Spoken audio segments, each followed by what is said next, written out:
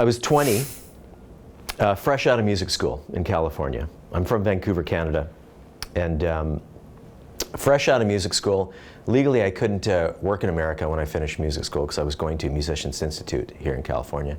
So it was time, finished school, confident, fresh, cocky young kid, moves back to Vancouver, Canada with my promo package and my cassette tape demo, and went around to all the record company offices at the time when there were record company offices.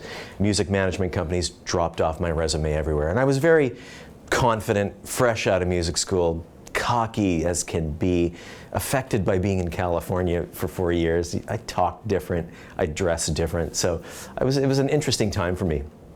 And at the time I was hungry for a gig.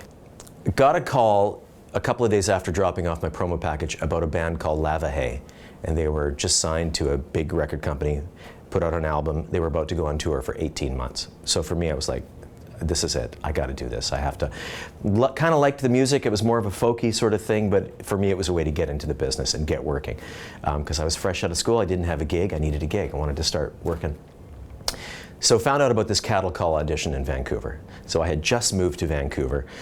I'm new to the city. My sister had lived there, but the city was new to me. And I had found out about this audition.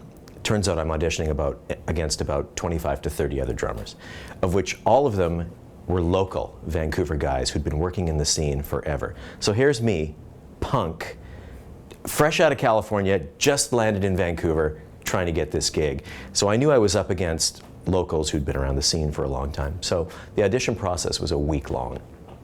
And they had every day cut it down to less drummers, less drummers, less drummers. The very last day I got a call that it's down to 3 drummers, and you were one of them. And the process for me, I'd never auditioned for anything before. It was quite grueling. Learn all the songs from the record, learn this song. Okay, we're gonna do this chorus twice as long. Now learn this song. Okay, we're gonna change this verse. So it was very spontaneous, on the spot. You had to be on. You had to be on your toes. You had to be able to communicate and really listen to these people and on the spot deliver what they wanted. So I was nerve-wracking for me. I was young, I had no idea. Got down to the very, very last day, and it was down to 3 drummers. They were very quiet about the other drummers. You know, musicians around the city were kind of talking about this gig that was this big audition happening. So you'd hear from other people who was auditioning, and I didn't know any of these guys because I'm new to Vancouver. All I knew is that these guys are they've been playing around the scene here for a long time. A lot of these guys probably want out of the scene and want to get on the road and go do a real gig. So got down to the last day, it was down to 3 of us. Did my audition, which was a couple of hours long. At the end of the audition, they gave me a bottle of wine. The 2 leaders of the band gave me a bottle of wine. They thanked me for coming. They appreciated my hard work, and they sent me on my way. So I left the audition crushed, thinking I had lost the gig. It's like, oh my God, they gave me a loot bag bottle of wine. They've sent me on my way. I didn't get the gig.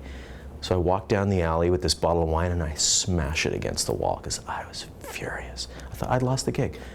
Go back to my apartment, check my voicemail. Sure enough, there's a call from Suzanne, the lead singer. Hi Ashwin, we'd love for you to join our band and come on tour with us for the next 1.5 years. And at that moment, I was in tears. I was embarrassed I broke this bottle of wine, and I couldn't believe that, oh my God, my career is starting today. And that for me, it was a pivotal moment in that going from sort of student to like real professional musician. That was my game-changing moment. And from then on, I've been really fortunate to be super busy as a musician.